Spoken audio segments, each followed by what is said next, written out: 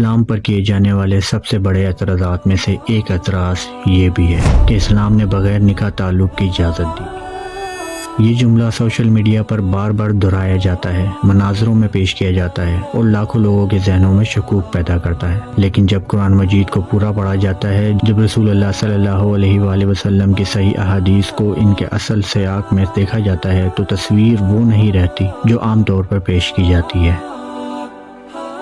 آج ہم کسی عالم کی ذاتی رائے، کسی مقرر کے جذباتی بیان یا سوشل میڈیا کی پوسٹ پر بات نہیں کریں گے۔ آج صرف اللہ کے کلام، رسول اللہ صلی اللہ علیہ وآلہ وسلم کی صحیح سنت اور معتبر اسلامی تفاسیر کی روشنی میں اس مسئلے کو سمجھیں گے۔ اس ویڈیو میں ہم جانیں گے کہ مملکت ایمانکم کا مطلب کیا ہے، کیا اسلام نے واقعی بغیر نکاح تعلق کی اجازت دی، اور اگر دی تھی تو کن شرائط کے ساتھ، اور آج اس حکم کی شرعی حیثیت کیا ہے۔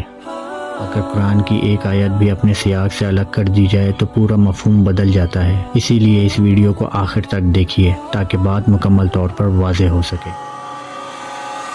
اس موضوع کو سمجھنے کے لیے سب سے پہلے ایک قرآنی اصطلاح کو سمجھنا ضروری ہے۔ قرآن مجید ایک اصطلاح استعمال کرتا ہے، ما ملکت ایمانکم۔ یہ الفاظ قرآن میں متعدد مقام پر آئے ہیں اور مفسرین جیسے امام طبری، امام قرطبی اور حافظ ابن کثیر نے وضاحت کی ہے کہ اس سے مراد مرد و خواتین تھے جو اس وقت کے جائز شرعی غلاموں کے نظام کے تحت کسی کی ملکیت میں تھے۔ اب آئیے قرآن کی طرف چلتے ہیں۔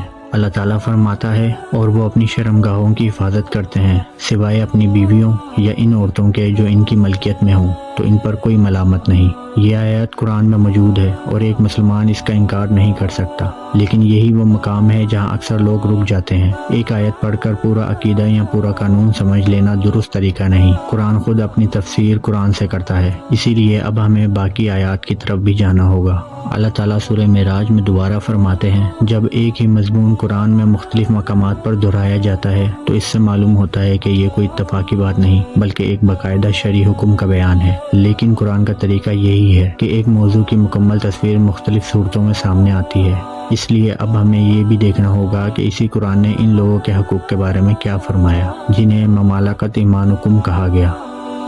اللہ تعالیٰ سورہ نور میں فرماتے ہیں، اور اپنی لونڈیوں کو بدکاری پر مجبور نہ کرو اگر وہ پاک دامنی اختیار کرنا چاہیں تو۔ یہ آیت ایک ایسی رسم کو ختم کر رہی تھی جو جہالیت میں عام تھی۔ بعض لوگ اپنی کنیزوں کو زبردستی بدکاری پر مجبور کرتے تھے تاکہ اس سے مال کمائیں۔ قرآن نے اس عمل کو صریحاً منع کر دیا۔ امام ابن کثیر اپنی تفسیر میں لکھتے ہیں کہ یہ آیت ان لوگوں کے رد میں نازل ہوئی جو اپنی کنیزوں سے زبردستی فحاشی کرواتے تھے۔ اسلام نے اس ظلم کو حرام قرار دے دیا۔ پھر قرآن سورۃ النساء میں ایک اور اہم بیان کرتا ہے۔ اللہ تعالیٰ فرماتے ہیں، اور تم میں سے جو آزاد مومن عورتوں سے نکاح کی استطاعت نہ رکھے وہ تمہارے مومن کنیزوں میں سے نکاح کریں۔ یہ آیت ایک اور اہم حقیقت واضح کرتی ہے۔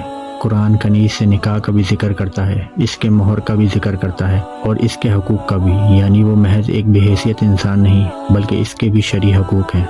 اب تک ہم نے قرآن کی آیات دیکھی ہیں۔ ہم نے دیکھا کہ قرآن نے مملکت ایمانکم کا ذکر کیا، ان کے حقوق بیان کیے اور ان پر ظلم سے منع کیا۔ لیکن اب ایک اہم سوال باقی رہ جاتا ہے، رسول اللہ صلی اللہ علیہ وآلہ وسلم کی زندگی میں اس حکم کا عملی نمونہ کیا تھا؟ تاریخ بتاتی ہے کہ نبی کریم صلی اللہ علیہ وآلہ وسلم کے پاس بھی ماریہ قبطیہ رضی اللہ تعالیٰ عنہما آئیں، جنہیں مصر کے حکمران مکوکس نے بطور سفارتی تحفہ بھیجا تھا۔ بعد میں وہ اسلام لے آئیں اور رسول اللہ صلی اللہ علیہ وآلہ وسلم کے صاحبزادے حضرت ابراہیم رضی اللہ تعالیٰ عنہما کی والدہ بنی۔ ابتدائی سیرت نگاہوں اور فقہاء کے ہاں ان کی حیثیت کے بارے میں کچھ تفصیلات مختلف انداز میں بیان ہوئی ہیں، تاہم متعدد معتبر علماء نے انہیں رسول اللہ صلی اللہ علیہ وآلہ وسلم کی ام ولد کے طور پر ذکر کیا ہے۔ یہاں ایک اصولی بات سمجھنا بہت ضروری ہے۔ قرآن نے مملکت ایمانکم کو ایک الگ شرعی زمرے کے طور پر بیان کیا ہے اور ازواج مطہرات کو ایک الگ مقام دیا ہے۔ اسی لیے ہر تاریخی شخصیت کی حیثیت کو انہی مصادر کی روشنی میں سمجھنا چاہیے، نہ کہ سوشل میڈیا کی مختصر پوسٹوں سے۔ رسول اللہ صلی اللہ علیہ وآلہ وسلم کی پوری سیرت میں ہمیں ایک چیز بار بار نظر آتی ہے اور وہ ہے غلاموں اور کنیزوں کو آزاد کرانے کی ترغیب۔ حضرت زید بن حارثہ رضی اللہ تعالیٰ عنہ کو آزاد کیا گیا، حضرت بلال بن رباح رضی اللہ تعالیٰ عنہ کو آزاد کیا گیا۔ متعدد کافروں میں غلام آزاد کرنا عبادت قرار دیا گیا، اور رسول اللہ صلی اللہ علیہ وآلہ وسلم نے فرمایا کہ جس کے پاس کوئی غلام ہو اور وہ اسے اچھی تعلیم دے، اچھا ادب سکھائے، پھر اسے آزاد کر کے اس سے نکاح کرے، اس کے لیے دوہرا اجر ہے۔ یہ حدیث صرف ایک فرد کا حکم نہیں بلکہ اسلام کے اخلاقی مزاج کی نشاندہی کرتی ہے کہ انسان کو عزت، تربیت اور آزادی کی طرف لے جایا جائے۔ رسول اللہ صلی اللہ علیہ وآلہ وسلم نے فرمایا، تمہارے غلام تمہارے بھائی ہیں، اللہ نے انہیں تمہارے ماتحت کیا ہے، جو خود کھاؤ وہی انہیں کھلاؤ، جو خود پہنو وہی انہیں پہناؤ، اور ان پر ان کی طاقت سے زیادہ بوجھ نہ ڈالو، اور اگر بوجھ ڈالو تو ان کی مدد کرو۔ یہ حدیث صرف ایک اخلاقی نصیحت نہیں بلکہ اسلامی معاشرے کا اصول بیان کرتی ہے۔ غلام اور کنیز کو ذلیل کرنا، بھوکا رکھنا یا ان پر ظلم کرنا اسلام کے مزاج کے خلاف ہے۔ رسول اللہ صلی اللہ علیہ وآلہ وسلم نے ایک اور موقع پر فرمایا، جس شخص نے ایک مومن غلام آزاد کیا، اللہ تعالیٰ اس کے ہر عضو کے بدلے اس کا ایک عضو جہنم سے آزاد فرمائے گا۔ غور کیجئے، اگر اسلام کا مقصد غلامی کو مضبوط کرنا ہوتا تو غلام آزاد کرنے پر اتنا بڑا اجر کیوں بیان کیا جاتا؟ یہی وجہ ہے کہ متعدد کافروں میں غلام آزاد کرنا رکھا گیا، جیسے بعض قسموں کے کفارے اور زہارے کے کفارے میں۔ اب یہاں ایک نہایت اہم بات سمجھنے کی ضرورت ہے۔ بعض لوگ قرآن کی صرف ایک آیت پڑھ کر یہ نتیجہ نکال لیتے ہیں کہ اسلام نے مرد کو کھلی چھوٹ دے دی ہے، جبکہ بعض لوگ دوسری انتہا پر جا کر ان آیات کا انکار کرنے لگتے ہیں۔ قرآن ان دونوں رویوں کی تعلیم نہیں دیتا۔ قرآن کی تمام آیات کو ایک ساتھ پڑھنا ضروری ہے، اور رسول اللہ صلی اللہ علیہ وآلہ وسلم کی سنت کو ان کے ساتھ ملا کر سمجھنا بھی ضروری ہے۔ یہی وہ اصول ہے جس پر مفسرین کرام نے قرآن کی تفسیر کی ہے، اور یہی وہ اصول ہے جس پر امت 1400 سال سے قرآن کو سمجھتی آئی ہے۔